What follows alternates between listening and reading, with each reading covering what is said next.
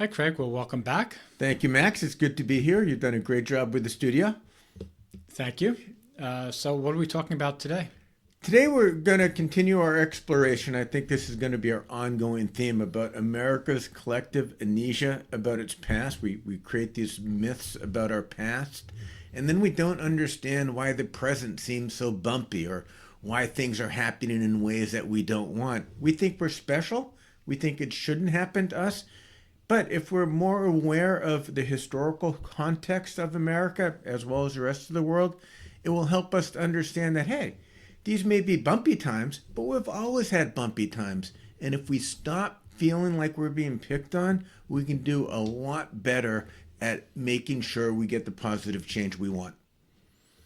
Right. So, what are some examples?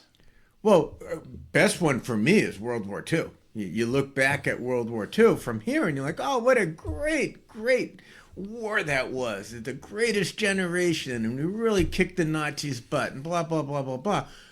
And in many ways that's true. But the reality was at the time, a lot of Americans didn't even want to go to war against Germany.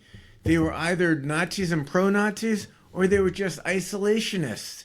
And it wasn't until Japan bombed Pearl Harbor that we went to war with Japan, and it wasn't until Hitler declared war on us the day after that we went to war with Germany. So this idea that we sort of woke up as a slumbering nation and said, let's go save the world, that's what we think now, that's not the reality. So if we look backwards and understand just how difficult it was for America to take that role in the world, we will have, I think, a more understanding for how challenging it is for us now to get traction on some of the issues that we face. Yeah, I think it's amazing when I read books about World War II as an adult, how different it was from what I learned in high school or even college.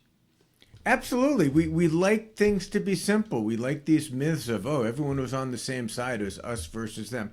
Well, no, everyone wasn't really on the same side. If you are an African American ship worker, for example, you couldn't use the same facilities that white shipbuilders worked. It's not like people said, oh my God, we got to beat the Germans. Let's put Jim Crow to the side. If you came back from World War II, having fought the Germans, or maybe you're just stateside someplace in a job, you took your old job back, and that woman that was doing it, the Wendy the welder or Rosie the riveter, whoever, they were expected to go back into the kitchen or wherever it was that they were before the war. So the idea that we all jumped in this thing together, fought the war, won the war, and came out one tight, happy band is false. And if we understand that it's false, it helps us to look around today and say, oh, wow, yeah, Trump is a problem. I'm not a Trump fan whatsoever. Trump is a problem, but the idea that somehow we're all going to unify against him and be this happy band of people focused on one type of future America, that's never been the past, and it won't be the future, and it's certainly not the present. So, where in the cycle of this do you see? Are we in like the early stages, the middle We're stages? we're in the beginning. Trump is doing nothing. I think Trump is an evil man. I think Trump is a vain man. I think he's a spiteful, hateful man, and I think the people that support him fall into that category as well, especially the people in the higher levels of power. But he is not new.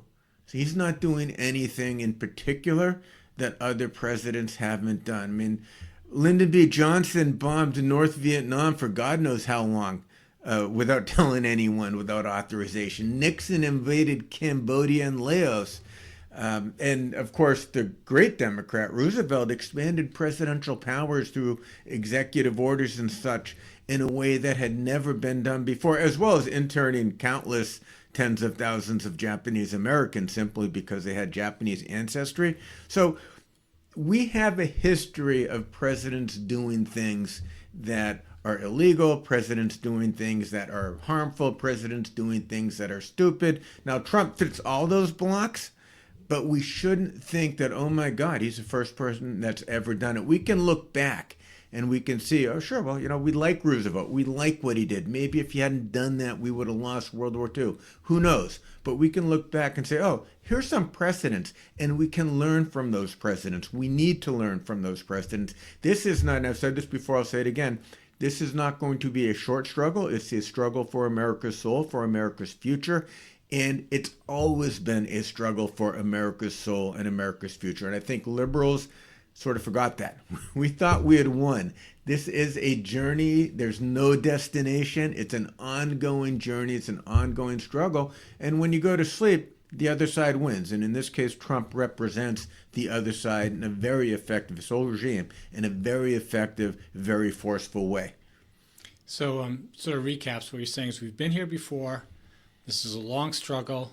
We're just in the early stages. Now is not the time to go hide under your covers or your pillows. This is a long haul. Great way to put it, Max. If you're disappointed, disturbed because No Kings 2.0 didn't result in Trump getting impeached and moved out of office, you have got the wrong expectations. It's sort of like going on a diet and you don't have that ice cream for dessert, and the next day you still can't fit easily into your pants.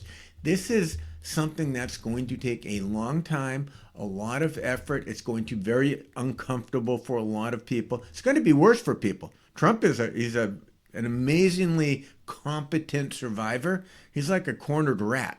So the more he gets cornered, the closer the Epstein files come coming out, that sort of thing, the more vicious he will be. And we have to understand that's going to happen. It may not happen to us. It may happen to our neighbors. It may happen to people that we don't know.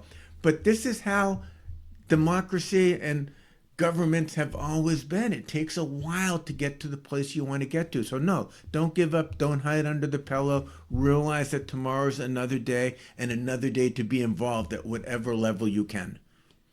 Okay, well, great, Craig. Thanks for coming, and look forward to next time. Sounds good, Max. Thanks a lot. Bye-bye. See you later.